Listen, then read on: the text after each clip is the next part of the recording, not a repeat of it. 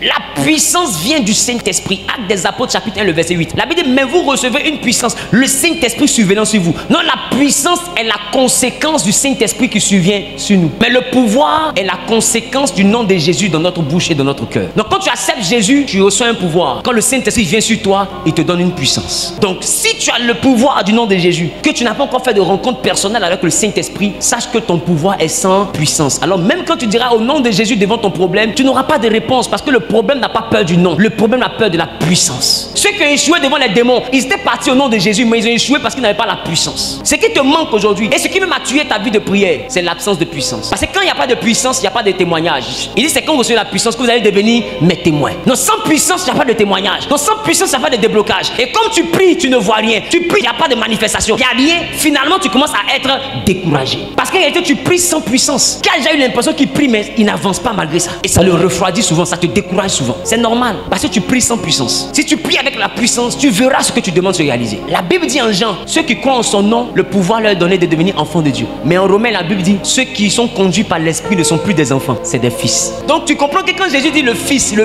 il dit pas l'enfant, parce que lui ne s'est pas arrêté qu'au nom. Il allait jusqu'à l'esprit. Donc il devient un fils. On est fils de Dieu, pas parce qu'on a duré dans une église. On est fils de Dieu parce qu'on a une communion avec le Saint-Esprit. La Bible dit, ceux qui sont conduits par l'esprit, c'est eux qui peuvent dire qu'ils sont fils. Et la Bible dit, c'est l'Esprit de Dieu qui rend témoignage à notre esprit. Si l'Esprit de Dieu ne vient pas dans ton affaire, tu auras un pouvoir sans puissance. Ah, je vous dis, le pouvoir sans puissance, c'est frustrant. Il n'y a rien de tel que tu es DG. Tu es DG d'une grande société. Et puis la petite fille qui est commerciale, quand tu dis 1, elle dit 10. Et tu as le pouvoir, puis tu es le DG. Il n'y a pas de problème. Mais la petite fille là, c'est la go du ministre. Donc tout le monde sait dans la société que toi tu as le pouvoir. Mais la petite elle est puissante. Quand tu parles, elle dit 2. Tu peux rien créer. Et puis tu sais que tu peux rien créer. Tu t'amuses toi-même, tu risques de bouger. Parce qu'il y a quelqu'un derrière elle qui lui donne cette puissance. La puissance vient lorsqu'on a quelqu'un avec nous. Alors Jésus dit, ne vous éloignez pas. Le Saint-Esprit va venir avec vous. Il faut qu'il s'ajoute à votre affaire pour que vous recevez une puissance. Sinon, les petits esprits communs de ta famille vont continuer à bloquer ton mariage. Les gens vont venir te promettre, non, Dieu dit tu seras élevé. Non, il y a le pouvoir de chasser les démons. Tu vas faire des jeûnes d'Esther, de Mathias, de Rodrigue, jeûnes de tout le monde. Tu vas rien voir. Parce que le jeûne sans la puissance n'est que ruine et larmes. En réalité, c'est un régime. La Bible dit que même quand Jésus a prié et qu'il a jeûné, c'était pas parce qu'il voulait jeûner. La Bible, il fut conduit par l'Esprit. Il faut faire des moments de jeûne que le Saint-Esprit te pousse à faire. Pas que les problèmes te poussent à faire. Celui qui jeûne parce qu'il a des problèmes n'a rien compris. La Bible dit, faites par l'Esprit. Ce que tu fais par inquiétude, Dieu ne le valide pas. Ce que tu fais par peur, Dieu ne le valide pas. Ce que tu fais parce que tu es tourmenté, Dieu ne le valide pas. Ce que tu fais, fais-le par l'Esprit. Il y a deux manières de recevoir la puissance. Et ce que Jésus a dit, il a dit à ceux qui sont venus lui demander, il dit, mais pourquoi nous on jeûne mais tes disciples ne jeûnent pas? Regarde ce que Jésus répond. Jésus répond, pendant que l'époux est avec les invités, est-ce que les invités peuvent jeûner? Voilà pourquoi mes disciples ne jeûnent pas. Mais un temps vient où l'époux leur sera enlevé, alors ils jeûneront. Jésus te dit, pendant que je vis à eux là, ils n'ont pas besoin de jeûner. Mais quand je vais monter au ciel, que je ne serai plus là, ils auront besoin maintenant de jeûner. Pourquoi? Parce que quand j'arrive et que je vis avec eux, je leur donne le pouvoir, mais ils manifestent le pouvoir à partir de ma puissance. Non, ils ont un pouvoir, mais qui est parrainé par la puissance de Jésus parce qu'il est encore là. Maintenant, il dit, quand lui ne sera plus là, ils vont devoir jeûner. Pourquoi? Parce qu'ils ont le pouvoir, mais dans le jeûne et la prière, ils vont aller chercher la puissance. Donc, en réalité, un enfant de Dieu ne doit pas jeûner parce qu'il a envie de se marier. Il doit jeûner parce qu'il veut être rempli d'une puissance. C'est quand la puissance ça rentre dans ta vie que tu dis une chose, la chose arrive. Tu ordonnes, la chose existe. Quand tu dis au sorcier, tu vois l'échec, il voit l'échec. Quand tu dis au monde spirituel, le feu, c'est le feu. Parce que ta parole n'est pas simple. Ta parole est accompagnée d'une puissance. Sinon, regarde, tu vis dans la même maison ta sorcière. Tu es en train de mettre le feu, elle est ronfle. Quel manque de respect. C'est que ton feu la touche pas. Et si c'est vraiment le feu, elle peut pas dormir. Elle mange, elle grossit. Et toi, tu jeûnes, tu maigris. Et quand tu dors, on te pousse encore. C'est-à-dire qu'ils sont en train de te dire que tout ce que tu fais là, c'est zéro. Faut faire encore. Jésus dit, vous priez, vous n'êtes pas parce que vous priez mal. Vous priez pour satisfaire vos vains désirs. On ne prie pas pour satisfaire les désirs. On prie pour recevoir le Saint-Esprit. Parce que le Saint-Esprit est celui-là qui nous donne la puissance pour relever les défis. La puissance pour combler nos défis et nos désirs. Alors regardez à À quoi Jésus compare le Saint-Esprit? Il dit que quand vos enfants vous demandent du pain, vous ne leur donnez pas un scorpion. Qu'ils vous demandent un œuf, vous ne leur donnez pas un serpent. Méchant que vous êtes, vous donnez de bonnes choses à vos enfants. Combien de fois le Père ne donnera-t-il pas l'esprit à ceux qui lui demandent? Ça veut dire que chez le Père, quand tu as besoin du pain, ne demande pas le pain, demande l'esprit. Quand tu as besoin de l'œuf, ne demande pas œuf, demande l'esprit. Quand tu as besoin de travail, ne demande pas travail, demande l'esprit. Parce que quand le Saint-Esprit vient dans sa plénitude, il regarde ta vie et puis il se demande qu'est-ce que je dois arranger. Parce qu'il est le réparateur des brèches. Il est le il est le reconstructeur de la muraille dans le livre de Néhémie. Alors quand il arrive et qu'il remarque qu'il y a un domaine de ta vie qui a été endommagé, il restaure ta vie. Tu n'as pas besoin de demander un travail. Demande le Saint-Esprit. Toi-même qui cherches travail, quand tu viens voir un pasteur pour qu'il prie pour toi, est-ce que lui-même il a travail? Mais pourquoi tu viens le voir? Parce qu'il y a quelque chose derrière lui. Tu sais que s'il a prié pour toi, tu vas avoir le travail. Cette chose-là, c'est le Saint-Esprit. Donc tu vois que le pasteur est assis, et pour n'importe quel problème, il est serein. Toi, ton problème, c'est quoi? On t'a poursuivi la nuit, il vient prier pour toi. Et il te donne une partie du Saint-Esprit. Tu as la victoire. Toi, tu as quoi? Tu es malade. Il donne une partie du Saint-Esprit. La maladie disparaît. Toi, tu as quoi? Tu es stérile. Il donne une partie du Saint-Esprit. Tu enfantes. Donc tu vois qu'une partie du Saint-Esprit peut résoudre n'importe quel problème. Alors toi qui es en train de m'écouter, pendant que lui te donne une partie du Saint-Esprit, et on te dit voici où la citerne d'eau du Saint-Esprit se trouve, au lieu d'aller prendre un bidon, pourquoi ne pas aller habiter dans la citerne? Tu comprends la notion du Saint-Esprit? Tu ne cours plus derrière un pasteur, tu cours après Dieu pour qu'il te remplisse, pour qu'il puisse avoir le vin. J'ai fini par comprendre le principe. La Bible dit tel fut à Cana en Galilée le premier miracle de Jésus. Mais en réalité, l'étymologie ne dit pas premier. L'étymologie dit le principe des miracles de Jésus. Mais regarde le principe. Dans le principe, il dit remplissez d'eau ces vases.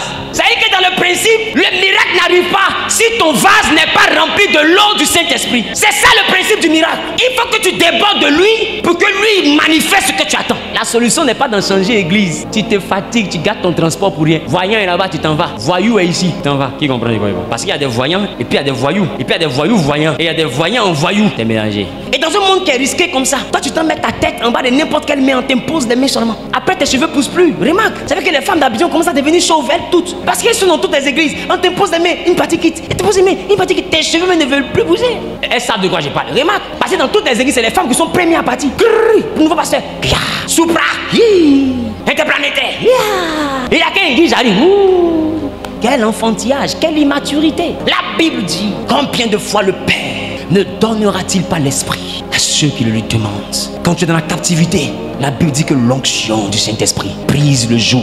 J'ai dit quand tu es stérile, il est celui qui a fait enfanter Anne. Même Sarah, Élisabeth va leur demander, elles savent qui il est. Et j'ai dit quand tu es vieux, que tu penses que tu as tout perdu, il est celui qui a fait réussir Abraham pendant qu'Abraham avait 75 ans quand il le rencontrait. Il a fait réussir ce vieillard. Quand tu es tombé comme Job, il est le seul qui peut te relever. Quand tu es accusé à tort comme Daniel, il te sauve de la prison des lions. Quand tu es jeté dans une fournaise ardente parce qu'on compte sur ta mort, il te délivre du feu. Peu importe la circonstance, le Saint-Esprit est l'antidote. Je vous présente celui par qui la puissance est rendue possible, celui par qui la puissance est rendue disponible, celui par qui la puissance se manifeste. C'est la puissante et merveilleuse personne du Saint-Esprit.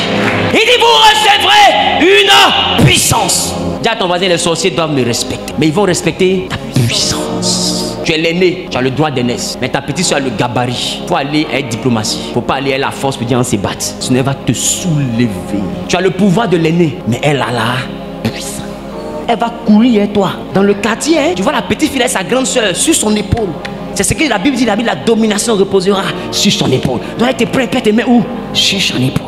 Et puis un coup avec toi. Maintenant tu es où là-bas? Dépose-moi, petite fille impolie, dépose-moi. Mais tu savais qu'on doit te déposer, puis tu as commencé à parler. Je vous dis, le monde spirituel obéit à la puissance. Parce que c'est un monde rempli de rébellion. Or, les rebelles ne respectent pas l'autorité. C'est quand on appelle un rebelle, c'est quelqu'un qui ne respecte pas l'autorité. Quand on dit quelqu'un est rebelle, c'est qu'on dit il y a policier, il dit je m'en fous du policier. Donc le pouvoir devant un rebelle n'est rien. Le rebelle ne regarde pas le pouvoir. C'est même quand tu as le pouvoir même qu'il veut te défier, parce qu'il est hors la loi. Donc il doit te mettre à genoux pour montrer que sa rébellion est bonne. Non, le rebelle cherche les autorités pour les humilier. Maintenant, pour que l'autorité puisse humilier un rebelle, il faut que l'autorité ait la puissance. Des fois, il y a des loupards qui ont vu des petits gendarmes secs comme ça. Gendarme n'est jamais un gros brin. Sec. Petit béret rouge. Il parle, Louba parle.